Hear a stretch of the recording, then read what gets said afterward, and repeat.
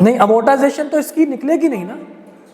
एक तो अमोर्टाइजेशन उन्होंने की भी नहीं है, 1 जुलाई 2018 से स्टार्ट उन्होंने करनी थी, अभी तक उन्होंने अमोर्टाइजेशन की भी नहीं है जो हम इसमें ऐड कर देते हैं, ठीक है। वैसे भी उसने कहा कि जनाब ये कॉस्ट है किसकी, ये हमारे पास कॉस्ट है ट्रेनिंग की और मार्केटिंग की, तो ट्रेनिंग और मार्केटिंग तो हमारा इंटेंजिबल एसेट होता नहीं है। हाँ, शुरू से इसमें ऐड होगी ना, तो उस पे मोनेटाइजेशन में उस हिसाब से चार्ज होगी। जब हम इसकी ये निकालनी है एसेट, तो इसके में से इसकी मोनेटाइजेशन में निकाल नहीं ये शुरू से नहीं है ना बेटा, 30 जून 2018 को इनकर किया उसने लिखा हुआ देखिए, एक्विजिशन पे नहीं है, इस वजह से तो मैंने पोस्ट एक्विजिशन वाली साइड पे लिखा।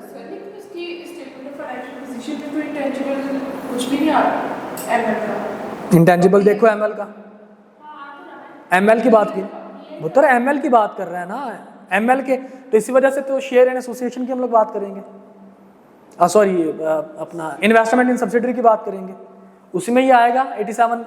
ये एट एक्विजिशन है, ये पोस्ट एक्विजिशन है, ये फाइनेंशियल रिपोर्टिंग डेट है, समझे बात को। अच्छा जी, तो अब उसने अमोर्टाइजेशन चार्ज नहीं की, अगर चार्ज करता तो हम उसको भी क्या कर लेते, ऐड बैक कर लेते, क्योंकि अमोर्टाइजेशन तो होनी नहीं थी इसमें, ये तो हमारा सिंपली एक्सपेंस है। तो एक तो इधर जाएगा 87 मिलियन यहाँ से माइनस होगा, और 87 मिलियन ऐड अप होगा कहाँ पे, हमारे statement of profit and loss में एडमिन एक्सपेंसेस के अंदर। तो उसके दो इफेक्ट आएंगे, पेपर में भी आप बैलेंस शीट में जाएगा, एक तो यहाँ से यानी कि यहाँ से माइनस हो जाएगा, ठीक है, बैलेंस शीट में से माइनस हो जाएगा इंटेंजिबल एसेट में से, और हमारे प्रॉफिट एंड लॉस में जाके एड अप हो जाएगा, ठीक है। आप इसको जब पेपर आपके पास हार्ड फॉर्म में होगा तो पेंसिल के साथ उसके ऊपर बेशक हर एडजस्टमेंट का इफेक्ट लिख लीजिए, आसानी हो जाएगी सॉल्व करते हुए। आगे देखिए जी, during the year ended 30 June 2018 ML sold goods to BL, subsidiary ने पेरेंट को चीजें बेची 1300 मिलियन की।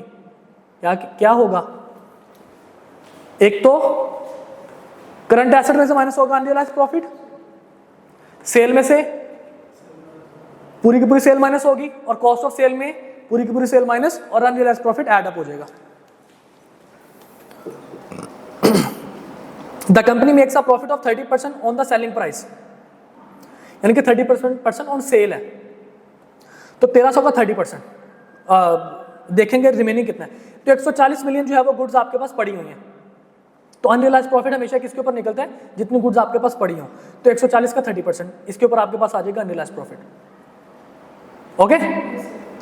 इसके बाद कहता है जी annual impairment test have indicated impairment loss of 100 million relating to the recognised goodwill of ML including 25 million in the current year. Current year का इंपेयरमेंट कितना है 25, और टोटल इंपेयरमेंट कितना है 100, तो गुडविल में से 100 माइनस होगा और हमारे एक्सपेंसेस के अंदर 25 मिलियन जाएगा, और क्योंकि ये हमारे पास फेयर वैल्यू पे है तो कुछ पोर्शन जो है वो इसका किधर जाएगा, 100 का एनसीए में जाएगा, और कुछ पोर्शन किधर आएगा, ग्रुप रिटेन अर्निंग में आएगा, ठीक है ना भाई। ले भाई sir, prepare the consolidated statement of financial position and statement of comprehensive income. ले जी, फाइनेंशियल पोजीशन भी आपने बनानी है और कंप्रीहेंसिव इनकम भी आपने बनानी है। तो सबसे पहले हम लोग क्या बनाते हैं, फाइनेंशियल पोजीशन, उसके बाद कंप्रीहेंसिव इनकम की तरफ आएंगे, ओके। फाइनेंशियल पोजीशन के लिए सबसे पहला काम हमारे पास क्या था, वर्किंग।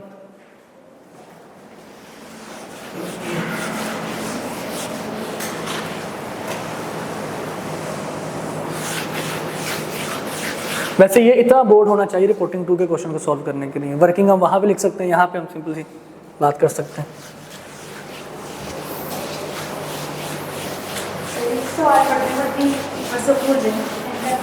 इसलिए तो मैंने आपको कहा कि पेंसिल के साथ हर एडजस्टमेंट के ऊपर लिखते जाइए कि इसका इफेक्ट कहाँ कहाँ पे, ताकि जब दोबारा जाएं तो आपको याद आ जाए कि अच्छा इसमें ये था। वर्किंग बेटा you know very well, association का भी जिक्र है इसमें, तो 6 वर्किंग्स बनने वाली हैं। अब 6 वर्किंग कौन कौन सी बनेगी जनाब, मैं पहले स्टेटमेंट ऑफ फाइनेंशियल पोजीशन बना दूंगा, उसके बाद मैं फिर स्टेटमेंट ऑफ कंप्रीहेंसिव इनकम बनाऊंगा। तो स्टेटमेंट ऑफ फाइनेंशियल पोजीशन की हम सबसे पहले बात करते हैं जी। कौन कौन सी चीजें हैं जी इसमें, एक तो है नॉन करंट एसेट,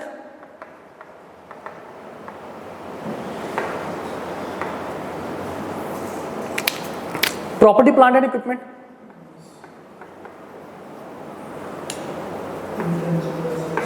उसके बाद जनाब इंटेंजिबल, उसके बाद गुडविल, उसके बाद इन्वेस्टमेंट, इन एसोसिएशन, उसके बाद जी बस, उसके बाद है जनाब करंट एसेट्स। करंट एसेट अलग से गिवन है, ये खाली करंट एसेट टोटल लिखे हुए हैं अलग से? Inventory, receivables,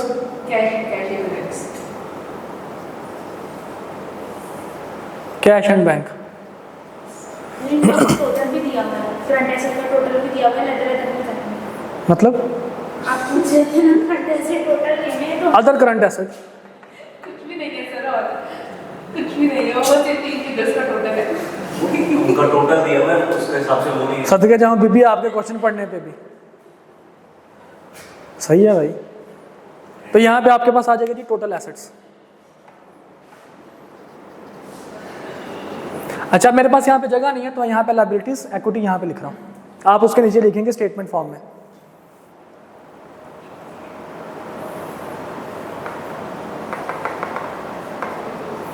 equity and liabilities,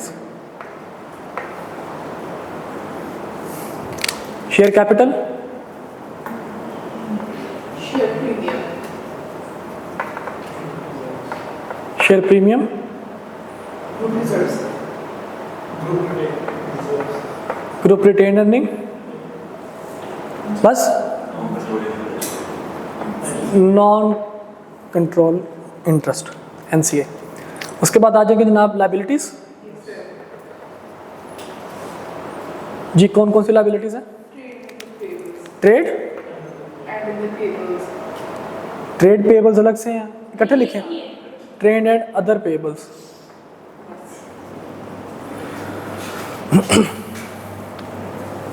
ये पोर्शन में रख लेता हूँ वर्किंग के लिए।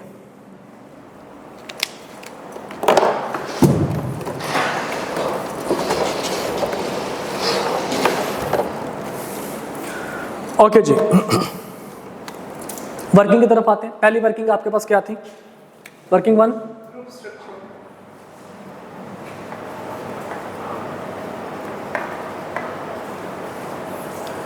हमारे पास दो चीजें हैं, एक है सब्सिडरी, कौन से सब्सिडरी का नाम?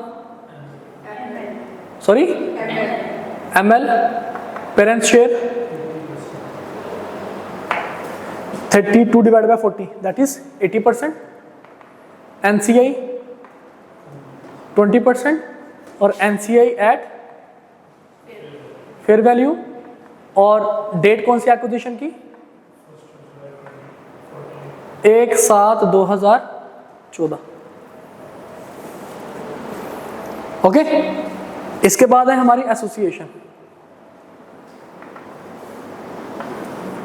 एसोसिएशन कौन से जनाब हमारे पास? जीएल। ओहो, शेयर हमारा कितना है?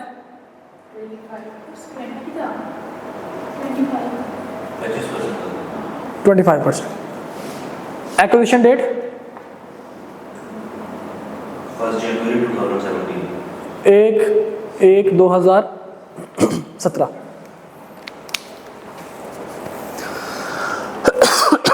ओके जी, पहली वर्किंग होगी जनाब। वर्किंग 2 किसके नाम पे है?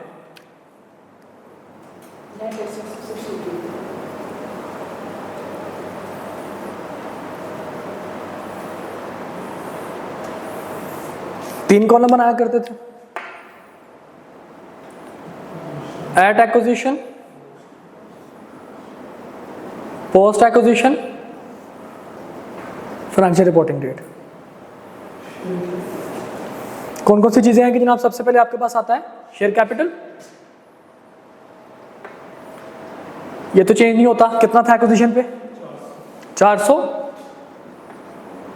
रिपोर्टिंग डेट पे भी शेयर प्रीमियम 140, रिपोर्टिंग डेट पे भी 140 रहेगा। अब आ जाइए रिटेन अर्निंग की तरफ। 929, रिटेन अर्निंग कितनी है जनाब? 929 रिपोर्टिंग डेट पे। अब आते हैं जनाब हमारे पास प्री यानी कि एट एक्विजिशन कितना था? हाँ जी, एट एक्विजिशन हमारे पास कितना था, रिटेन अर्निंग का 160 दिया हुआ है यस सर। 160 जी, ठीक है। ऊपर अगर आप थोड़ा सा देखें तो उसने बताया हुआ है that is 160 retain earning acquisition पे। अच्छा जी, तो डिफरेंस किधर जाएगा, पोस्ट में कितना 769 जी। इसके बाद जनाब एडजस्टमेंट की तरफ अगर हम देखते हैं तो उसने कहा जी एक पीपी है जो डिफरेंस आएगा, तो इसका मतलब पीपी हम यहाँ पे लिखेंगे जरूर, फेयर वैल्यू एडजस्टमेंट, लेकिन हमें पता नहीं है, वो बैलेंसिंग फिगर है। अच्छा जी, और इसके अलावा क्या है जनाब, इनटेंजिबल एसेट गलती से लिखा गया था, तो वो एट एक्विजिशन होता तो यहां पे माइनस करवाते, वो क्या है पोस्ट एक्विजिशन, यहां पे माइनस करवाएंगे तो 87 यहीं से माइनस भी हो जाएगा। उसके बाद जनाब आपके पास है अनरियलाइज्ड प्रॉफिट। अनरियलाइज्ड प्रॉफिट कितना निकलेगा, 140 मिलियन की चीजें बाकी पड़ी हुई हैं, सेल प्राइस पे 30% लगाया हुआ है, तो 140 का 30% कितना आएगा, सॉरी 42 जी। इसके अलावा और कुछ है एक्विजिशन के हिसाब से नहीं। अब जरा हम इसको क्लोज कर लेते हैं जी। एक्विजिशन उसने कहा था कि मैं पहले आपको बता रहा हूं 800, जो डिफरेंस होगा वो किधर जाएगा, वो आपके पास जाएगा पीपी में। तो पहले जरा इसको देख लेते हैं, और इसकी जितनी भी डेप्रिसिएशन होगी वो पोस्ट एक्विजिशन में। एक्विजिशन के टाइम पे जनाब ये फेयर वैल्यू का फर्क आ रहा है कितना जनाब, 5 6 ठीक है, 100 का आ गया जनाब। अब 100 का ये बैलेंसिंग फिगर आ गई। अब कब से हमने एक्वायर किया था, 1/7/2014 से 30/6/2018 तक कितने साल बनेंगे, 4 साल बनेंगे। तो 4 साल की डेप्रिसिएशन उसने कहा जनाब उसकी यूजफुल लाइफ कितनी थी 10, तो 100 को 10 पे डिवाइड करो, आंसर क्या आएगा 10, मल्टीप्लाइड बाय 4 करोगे तो आंसर आएगा 40। तो 40 की जो है वो इसकी डेप्रिसिएशन एक्यूमुलेटेड, और 1 साल की डेप्रिसिएशन 10 किधर जाएगी, कॉस्ट ऑफ सेल में जाएगी। समझ रहे ना, इस साल की डेप्रिसिएशन किधर जाएगी, कॉस्ट ऑफ सेल में जाएगी जी बेटा। तो कितनी आगे जी है 60 का, ठीक है। अब हमारे पास सारी चीजें पूरी होगी, अब इनको हम क्लोज करते हैं जिसको, इसको जरा बता दीजिए पोस्ट एक्विजिशन कितना बनेगा। पोस्ट एक्विजिशन 100, खुदा का खौफ कर भाई, 40 87 42, ये 40 है, ये 87 है, ये 187 नहीं है, 600 कितना जी 600। इधर आ जाइए 4800 1400 जी। किसकी, इसकी सर यहाँ पर 50 नहीं आना चाहिए नहीं, सर। देखिए ना 50 क्यों आएगा, सर देखिए ना 14 डेट पे वो अमाउंट कितनी जो हमारे पास नीचे बची हुई है। हाँ तो सर इस साल की भी तो डेप्रिसिएशन 10 की लगी, हाँ, तो बाकी भी हमारा साल कब खत्म हो रहा है, नहीं इस साल की डेप्रिसिएशन इसमें शामिल है ना। एक्विजिशन कब थी, 1 जनवरी 2014 से, सॉरी 1/7/2014 से। हमारा ईयर एंड कब क्लोज हो रहा है, 30/6/2018 तक। तो 1/7/14 से लेकर 30/6/18 तक कितने साल बनेंगे, 4 साल बनेंगे। इसमें 3 साल पिछली आ रही है, 10 जो है वो, सॉरी 30 पिछली है, 10 जो है वो इस साल की है। इस साल की जो होगी 10 वो जाएगी कॉस्ट ऑफ सेल में, लेकिन यहां पे भी तो आएगी ना, एक्यूमुलेटेड डेप्रिसिएशन का हिस्सा तो बनेगी। अच्छा जी, ये जनाब हमारे पास होगी क्लोजिंग सारी की सारी चीजों की। वर्किंग 3 जनाब, किस चीज की वर्किंग 3 है सना बेटा, वर्किंग 3 किसकी होती है, एनसीए की होती है वर्किंग 3। बेटा युवा आप ध्यान नहीं दे रहे, या समझ नहीं आ रही, तो बेटा मुझे बताओ कि कौन सा पॉइंट समझ नहीं आ रहा।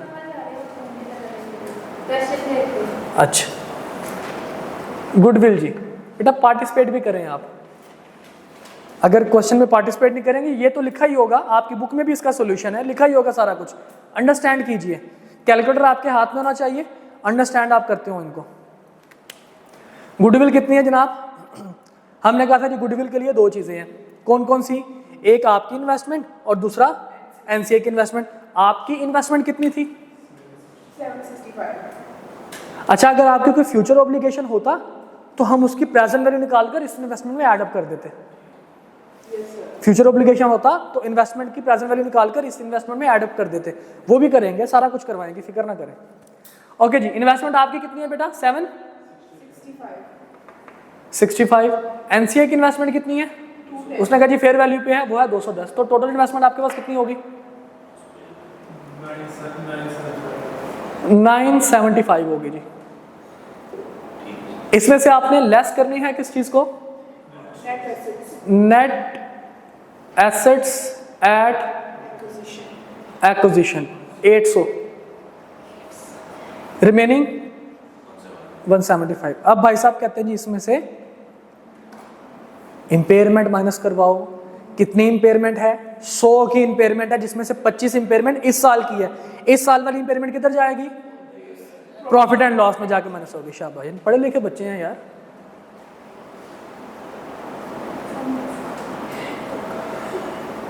रिमेनिंग गुडविल कितनी जाएगी जनाब? 75। इसको तो सबसे पहले लिखते रहे, इसकी ऐसी की तैसी, ये इसने वक्ता डाला हुआ है। Working 4 3 sorry. अब सना मुझे कहती सर वाकई, हाँ कह सकती है, मैंने जो उसको कहा था। अच्छा जी ले जनाब, ये हमारे यहाँ पे क्लोज होगी, इसको हमने प्लॉट भी कर दिया। अब है जनाब हमारे पास वर्किंग 4।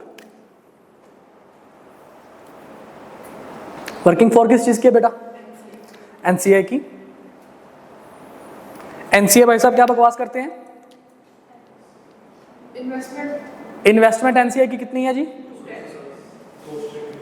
पोस्ट एक्विजिशन प्रॉफिट 60 का कितने परसेंट? 600 का कितने परसेंट? 20% जी। कितना बनेगा? 120। टोटल कितना हो गया? 330 जनाब। इसमें से हम लेस करवाएंगे किस चीज को? इंपेयरमेंट भाई साहब के हिस्से में कितनी आ रही है? 20% ऑफ कितना? 100 का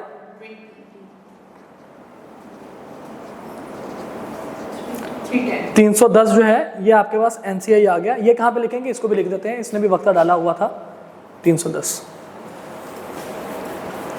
ओके, समझ आ गई बात की? बेटा देखिए, हर ट्रांजैक्शन के अलग अलग नंबर आपको मिलने हैं।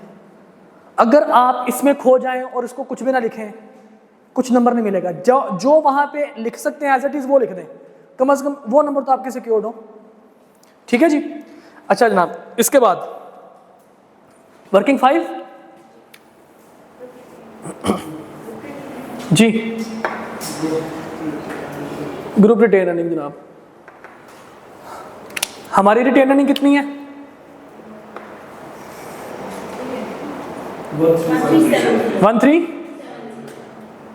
1370। क्या कुछ इसमें एडलेस होगा? कुछ हमने चीजें बेची, अपनी सब्सिडरी को। देखो कहां पे बेची हैं सब्सिडरी ने? भाई साहब हमें चीजें बेची हैं, हमने कुछ नहीं बेचा, सब्सिडरी ने हमें बेचा। हमने सिर्फ एसोसिएशन को बेची हैं। ठीक है जी। तो इसका मतलब क्या हुआ कि इसमें हमारे पास क्या आएगा? पोस्ट एक्विजिशन 600 का 80%। उसके बाद इंपेयरमेंट 80%। और कुछ आएगा? एसोसिएशन भी है साथ, इफेक्ट ऑफ एसोसिएशन। बब्बर शेरो, वर्किंग 6 बना लेते हैं पहले।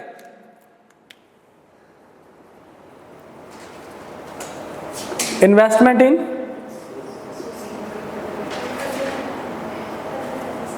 एसोसिएशन, कल बताया था, अभी कल ही किया था। इफेक्ट जो होता है वो यहां पे जाता है। अच्छा।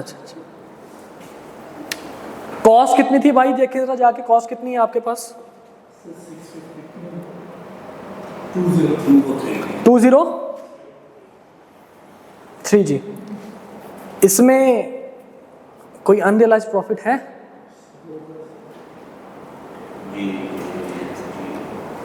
अनरियलाइज प्रॉफिट है ना? चलो, अभी जो सेल किया हमने बेचा ना भाई, वो तो इसमें से आएगा ना, अनरियलाइज्ड प्रॉफिट कितना था, कितनी चीजें पड़ी हुई हैं अभी आपके पास, 1000 की कितनी चीजें पड़ी हैं,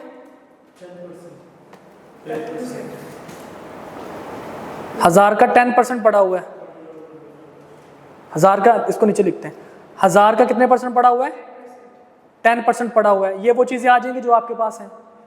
इसमें अनरियलाइज्ड प्रॉफिट कितना है, 25%, किसका, कॉस्ट का या सेल का, सेल का, मतलब इसी का 25%।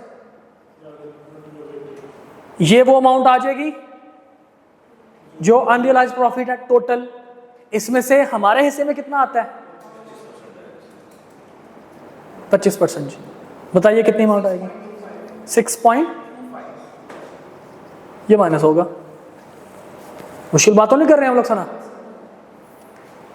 अब अगर तो पोस्ट एक्विजिशन प्रॉफिट है तो वो लिख लेंगे, और अगर कोई डिविडेंड दिया तो वो माइनस करवा देंगे, ठीक है, दोनों कर सकते हैं। और अगर प्रॉफिट नहीं है और डिविडेंड नहीं है तो हम सिंपली इसका जो रिटेन अर्निंग है उसको, अगर रिटेन अर्निंग गिवन है तो हम उसको लिख सकते हैं। देखिए रिटेनिंग आपके पास ओपनिंग किसने बताई हुई है, कितनी रिटेन अर्निंग ओपनिंग में, 269, और हमारी जो रिपोर्टिंग डेट पे है वो कितनी है, रिटेन अर्निंग रिपोर्टिंग डेट पे 361। तो retain post acquisition retain earning जनाब कितनी बताई आपने रिपोर्टिंग डेट पे, 361 है, इसमें से माइनस करवाएंगे किसको, 269 को। बेटा ये समझ आइए बात की, हमने कहा था रिटेन अर्निंग क्या है, प्रॉफिट माइनस डिविडेंड, ऐसे भी कर सकते हैं, या फिर आप क्या कर सकते हैं, रिटेन अर्निंग खाली देख सकते हैं, ठीक है जी। और इसका वो कितने परसेंट, जितना हमारा शेयर बनता है, कितने परसेंट जनाब, 25% इसका भी। जी भाई साहब 23 आ गया जी, इनको ऐड कर लीजिए, ये हमारे पास बन जाएंगे एडजस्टमेंट। कितना एडजस्टमेंट बनेगा, 16 पॉइंट, पता नहीं नजर भी आ रहा है कि नहीं आ रहा, 16 पॉइंट ना पुत्र, अच्छा ठीक है, 16.75। ये आ गई हमारी एडजस्टमेंट इफेक्ट जो कि यहां पे आएगा। इनका टोटल ले लीजिए 219.75। ये भाई साहब कहां जाएंगे, ये भाई साहब जाएंगे इन्वेस्टमेंट में। कितनी अमाउंट जाएगी, 219.75 जी, ओके। और ये अमाउंट किधर जाएगी, 16.75, और ये इसको कहेंगे हम लोग इफेक्ट ऑफ एसोसिएशन। जी भाई साहब ग्रुप रिटेन अर्निंग बता दीजिए।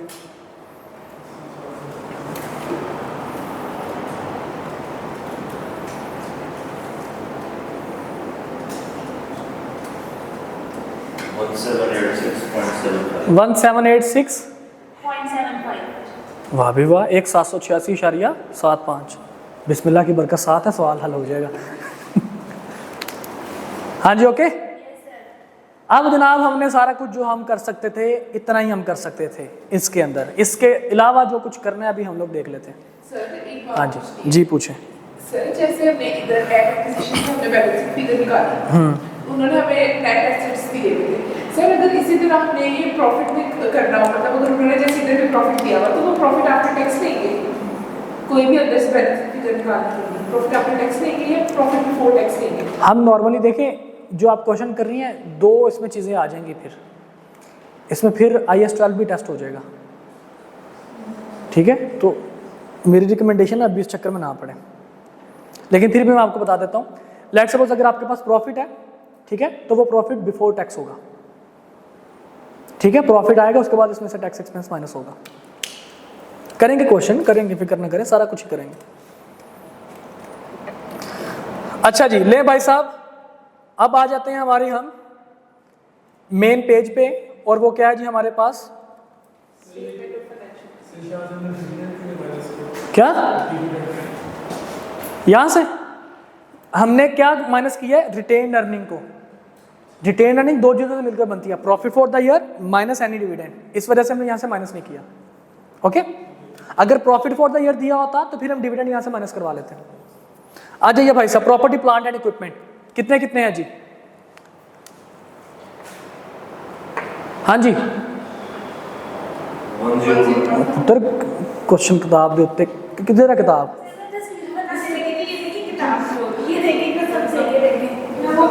हाँ जी कितने कितने हैं जी प्रॉपर्टी प्लांट इक्विपमेंट? 1012 प्लस 920। कोई एडजस्टमेंट है इसकी? कितने की है? 60 ऐड होना है, लेंज कर दिया ऐड। अब बताइए फाइनल अमाउंट।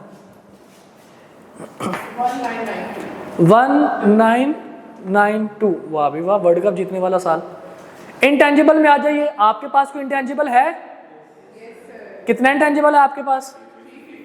पैन तो को ले हो सब्सिडी का, लेकिन 0 प्लस कर देंगे। सब्सिडरी का है वो। कितना सब्सिडरी का?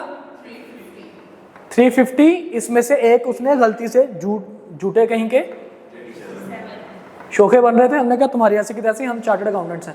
हाँ जी भाई 2 लें जी। गुडविल भी लिख लिया हमने, इन्वेस्टमेंट इन एसोसिएट भी लिख लिया। इन्वेंट्री की तरफ आ जाइए। इन्वेंट्री में क्या होगा बेटा? इन्वेंट्री कितनी है आपकी? आपकी इन्वेंट्री कितनी है? 620 की। सब्सिडरी की इन्वेंट्री कितनी है? 1460 की। अनरियलाइज्ड प्रॉफिट आपने सब्सिडरी से गेन किया था, दैट इज 42, माइनस करवा देंगे उसको। हाँ जी 2038 जनाब। रिसीवेबल्स आपके पास कितने हैं जी? 950 और 529। कोई इंटर ग्रुप तो नहीं है? इंटर कंपनी तो नहीं है? नहीं जी 1479 जी। कैश एंड बैंक आ जाइए। कोई कैश एंड ट्रांजिट वगैरह तो नहीं है भाई साहब? हाँ जी कितना जी कैश? 1410।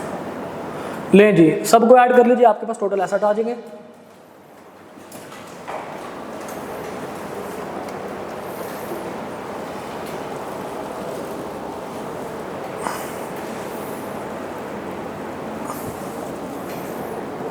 यार वो इसका यहाँ पे स्विच नहीं है कोई? ये है सर। बहुत दूर लगाया वो भी स्विच। हाँ जी कितना है? 747 6.75 जी। अल्लाह करे कि ये भी आ जाए, नहीं तो फिर से सारा कुछ देखना पड़ेगा। शेयर कैपिटल कितना है जनाब? आपका शेयर कैपिटल लिखना है यहाँ पे सिर्फ 1000। शेयर प्रीमियम आपका कितना है? 200 जनाब। Retain earning, group retain earning, ये वर्किंग 5 वाली, ये हमने वर्किंग 5 से लिया। 101,786.75 75 उम्मीद है जी। ट्रेड एंड अदर पेबल दोनों को ऐड कर लीजिए। आपके कितने हैं जी ट्रेड और अदर? 1880 और सब्सिडरी के कितने हैं? 2300। वाओ सर सेम आ गया। 4180 कितना? ये दोनों को ऐड करो तो 4180। हाँ जी भाई साहब सर सेम आया।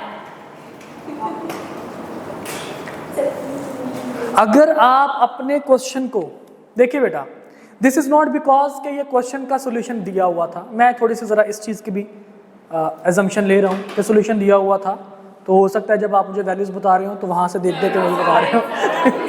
मुझे पता था तुम लोग रोला डालोगे, मैंने जानबूझ के ये बात की है, मैंने जानबूझ के ये बात की है।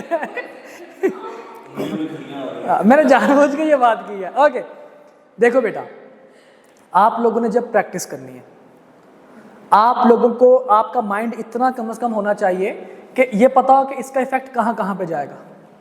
ठीक है, अब ये वर्किंग हमारे सामने थी सारी की सारी, अब हमारे सामने हमने वो चीज़ें देख ली। अब आप जब इस तरह के क्वेश्चन की प्रैक्टिस करेंगे तो कोशिश कीजिएगा कि एक पेज अलग अलग कर लें, एक शीट्स के ऊपर, एक पेज के ऊपर अपनी वर्किंग ले आएँ, सामने रख लीजिए और उसका इफेक्ट देखते जाएं कि उसका इफेक्ट कहाँ कहाँ पे आता जाएगा। जैसे कि हमारे व्हाइट बोर्ड पे था, बड़ा मजा आ रहा है मुझे आज सवाल सॉल्व करते हुए, कितना अच्छा लग रहा है, इतना व्हाइट बोर्ड भरा हुआ, पता चल रहा है वाकई रिपोर्टिंग 2 पढ़ रहे हैं। वो वहां पे इतना सा व्हाइट बोर्ड है बस, ये मजे का है। हाँ जी ओके। अब ये हमारा अभी एक सेगमेंट कंप्लीट हुआ है, यानी कि 10 नंबर हमें मिले अभी। 20